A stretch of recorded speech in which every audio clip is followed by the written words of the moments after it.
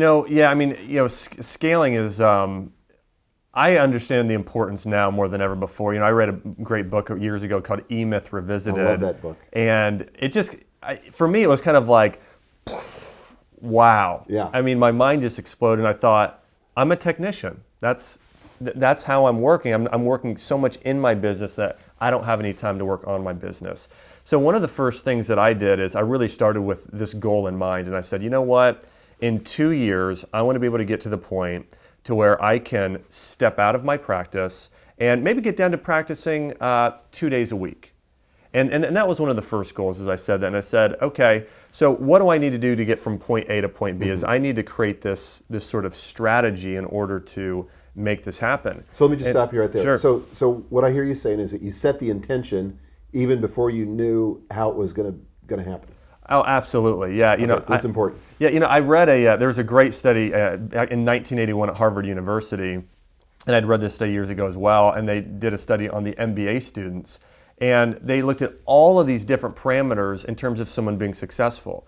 And they found the number one determining factor in somebody being successful was if they set written goals. And they had found that it was something like 97% of Harvard students didn't have written goals, these MBA grads.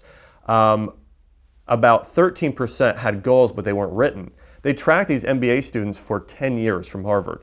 At the end of 10 years, they found that the 3% that had written goals were making 10 times more than the other 97% combined. And so for me, having written actionable goals was huge. And so I said to myself, okay, we want to be able to make a certain number, maybe it's $20,000 a month online. And so I set that parameter goal. In order to get there, I need to sell this many units.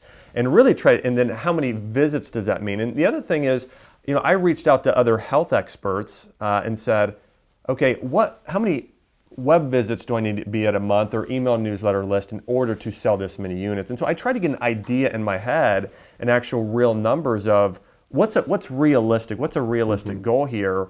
And then, so that was number one, is really setting the goal. Okay. Number two is laying out the strategy. Well, and I actually remember reading a post of yours several years ago and reading about the importance of really writing an email, being consistent in your emails, not write 5 1 week and then don't write for 2 weeks and write another. But I said, okay, no matter what, I'm getting 2 newsletters out or 2 new articles out every single week. And so I started doing those 2 articles a week. And then I said to myself, being in practice, I was in practice 6 days a week. I said, you know what? I know that at some point I'm going to have to invest more time into this.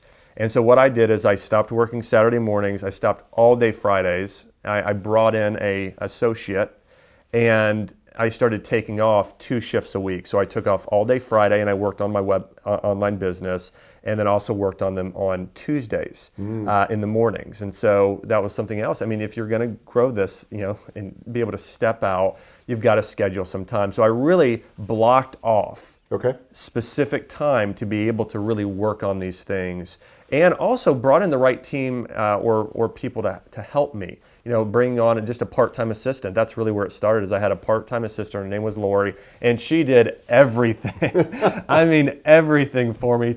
She helped post the blog posts. She used my iPhone. We started doing videos on the iPhone, posting those to YouTube. And and then it really just grows from there. But I would say biggest steps for people: number one, you got to set really specific goals. Number two, lay out that strategy. Talk to people in the industry of what you actually need to do to get there. Number three, you have got to block off time and put those solid yellow lines around there so you can start really working towards achieving these goals. And the next thing I would see, going back to this, but being part of mastermind groups and modeling. I mean, it's accountability. I have people that I meet with. I've got a good friend of mine I meet with once a month. I have my mastermind group I meet with once a month as well. And it's critical for success.